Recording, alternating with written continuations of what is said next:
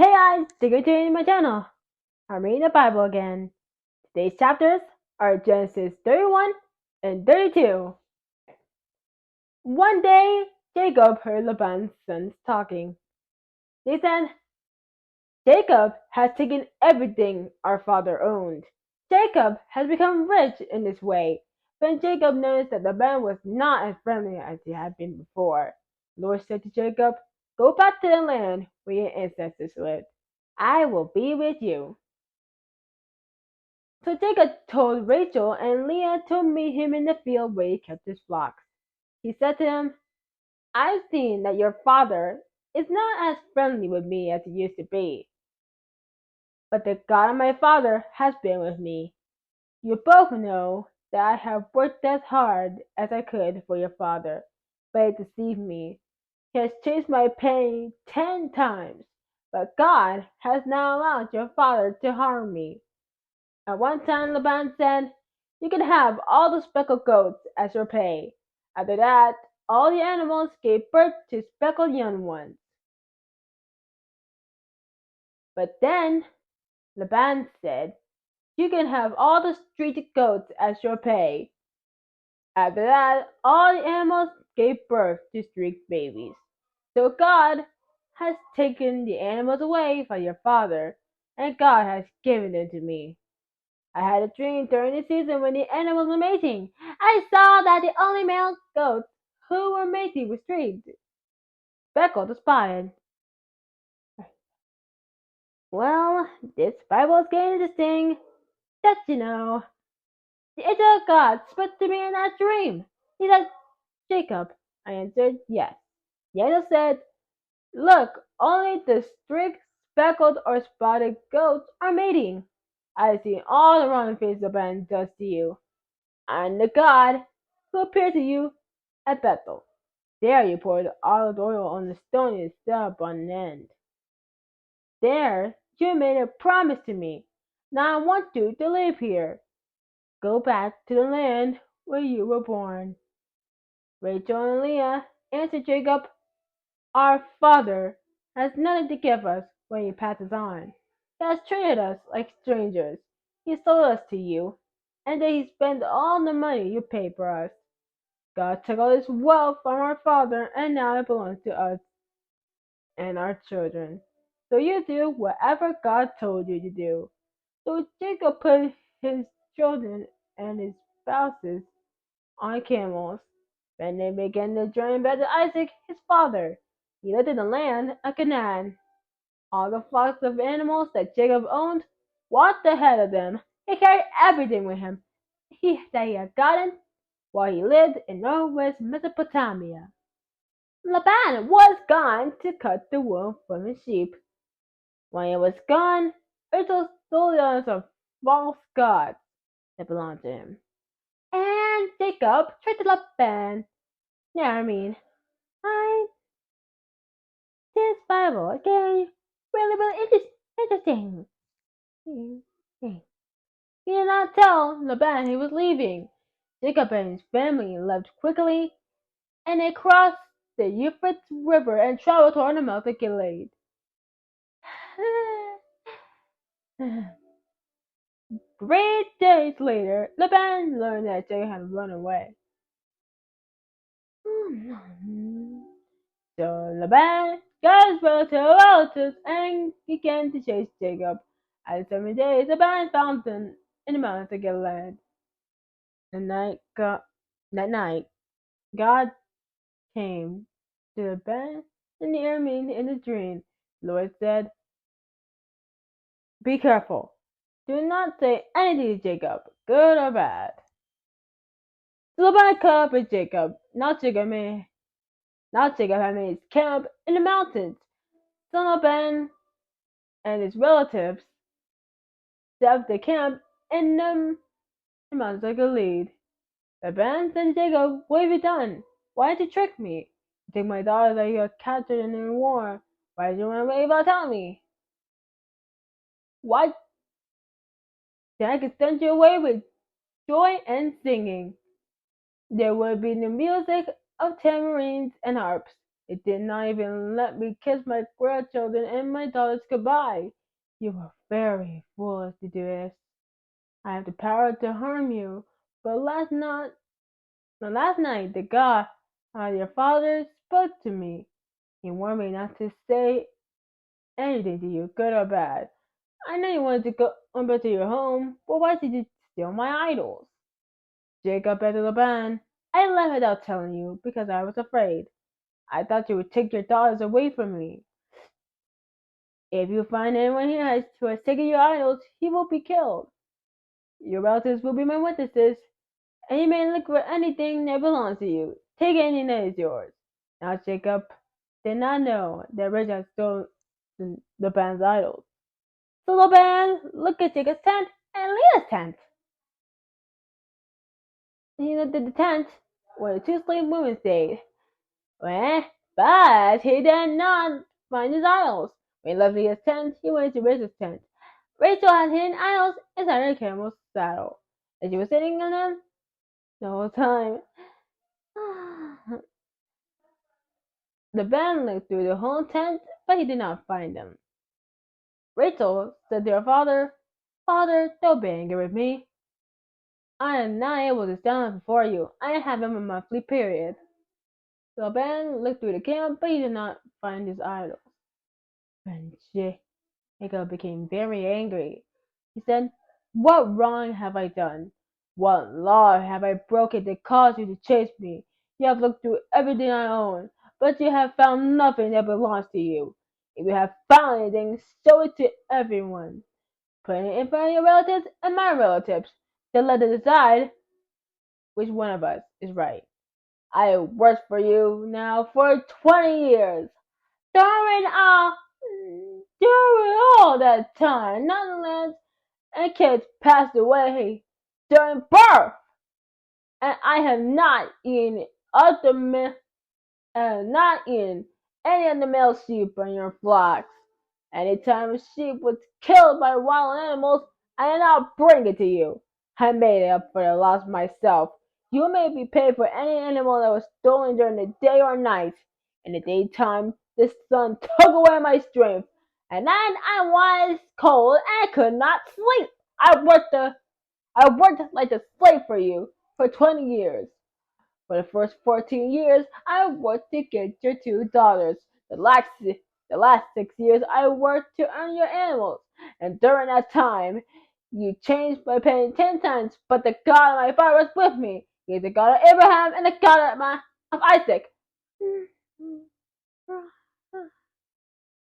Oh, wow.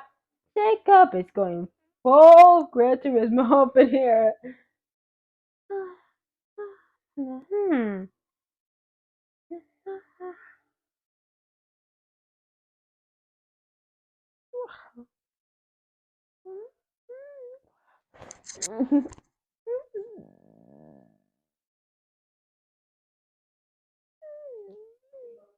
If God had not been with me, you would have sent away and me away with nothing.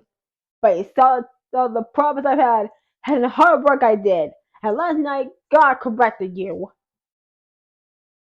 Laban said to Jacob, These girls are my daughters. Their children belong to me. And these animals are mine. Everything you see here belongs to me. But I can do nothing to keep my daughters and your children. Let's make an agreement. Let's have a pile of stones to remind us of our agreement. So Jacob took a large rock and set it up on his end. He took all his relatives to gather rocks. So he took the rocks and piled them up. Then they ate beside the pile of rocks. Laban named that place in his language a pile to remind us. And Jacob gave the place the same name in Hebrew. Laban and Jacob, the pile of rocks to remind us of the agreement between us. That's why the place was called a pile to remind us. Or also called a Mizpah. This was because Laban said, Whitey. Let the Lord watch over us while we are separated from each other. Remember God as our witness. This is true, even no one else is around us. He will not only harm my daughter, or many other women. He has the power of rock that had put between us. Here's a rock I stand on end. This power rocks and this rock stand on end will remind us of our agreement. I will never go past this power to hurt you. You must never come to my side and to hurt me. The God Abraham, it's the God in the horror, and the God of their ancestors. The God That God pounded his ear as they break this agreement. So Jacob named Abraham a prophet to God. This was God on his father Isaac. And Jacob killed an animal and offered it as a sacrifice on a mountain. And he invited his relatives to share in the meal.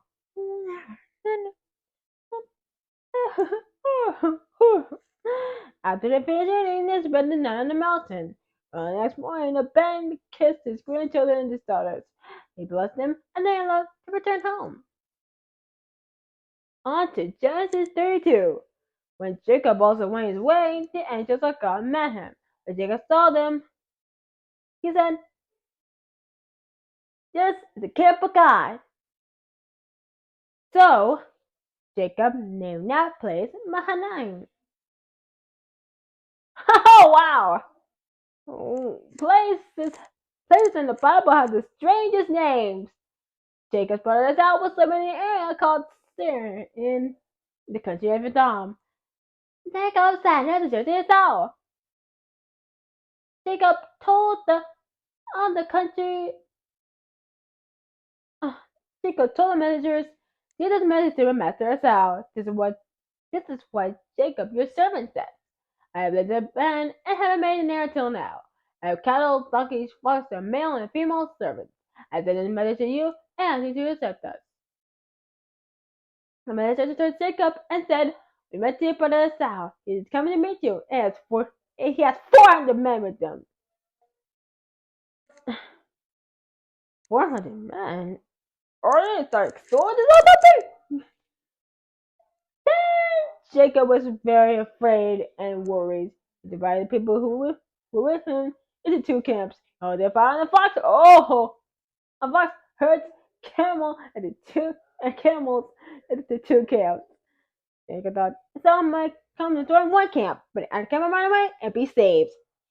Jacob said, "God of my father Abraham, God of my father Isaac, Lord, you told me to return to my country and my family. You said that you would do good to me. I will not work on the kindness and continue goodness you have shown me. The first time I traveled across the Jordan River, I only had my walking stick. But now I own a lot so I can have two camps. Please save me from my brother Esau." I'm afraid he will come and kill all of us. And even the mothers with the children. You see it to me, I will do good to you. I will make your children as many as the sand on the seashore. There will be too many to count. She can stand there for the night. He prepared the gift for Esau for what he had with him. It was 200 female goats and 20 male goats, 20 female sheep and 20 male sheep. There were 30 female camels and their young, 40 cows and 10 bulls. 40 cows and 10 bulls! 20 female donkeys and 10 male donkeys. Hmm, that's a lot of them. That's a lot of flocks. That's a lot of animals. Jacob gave each separate flocks of animals to one of his children. They said to them, "Go ahead of me and keep the space between each herd." Jacob carried down, gave down the orders. He turned with the first group of animals. He said, "My brother Esau will come to you. He will ask you, 'Whose servant are you? Where are you going? Whose animals are these?' You will answer, 'These animals belong to your servant Jacob. He sent them as a gift to you, my master Esau.'" And Jacob also is coming behind us. Jacob ordered the second servant, the third servant, and the only other and servant to do the same thing. Saying the same, saying the same, saying the same. He said, "Say the same thing to Esau when you meet him." Say, your servant Jacob is coming behind us. Hi. Jacob thought, if I send this kid to enemy, maybe Esau will forgive me. Then when I see him, perhaps he will send me. So Jacob sent the gift to Esau, but Jacob stayed that night in the camp. During the night, Jacob rose and crossed the Jabbok River. And at the crossing, he took his two spouses, his two slave girls, and his 11 sons with him. He took his family, Emily, and everything he had crossed the river. Ah, but Jacob stayed behind alone. And the man came, and until the sun came up, the man saw that he could not defeat Jacob. They struck Jacob's hip and put it out of joint. Then the man said to Jacob, "Let me go. The sun is coming up." But Jacob said, "I will let you go if you will bless me." The man said to him, "What is your name?" And he answered, "Jacob." Then the man said, "Your name will no longer be Jacob. Your name will now be Israel, because you have wrestled with God and with men, and you have won." But Jacob asked him, "Please tell me your name." But the man said, "Why ask my name?" And you blessed Jacob there. So Jacob named that place Peniel. He said, "I have seen God face to face, but my life was saved."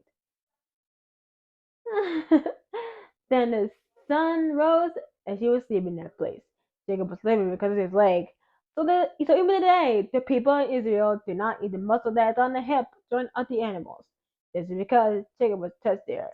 So that was Genesis 31 and 32. I'm glad to be making Power Man videos again.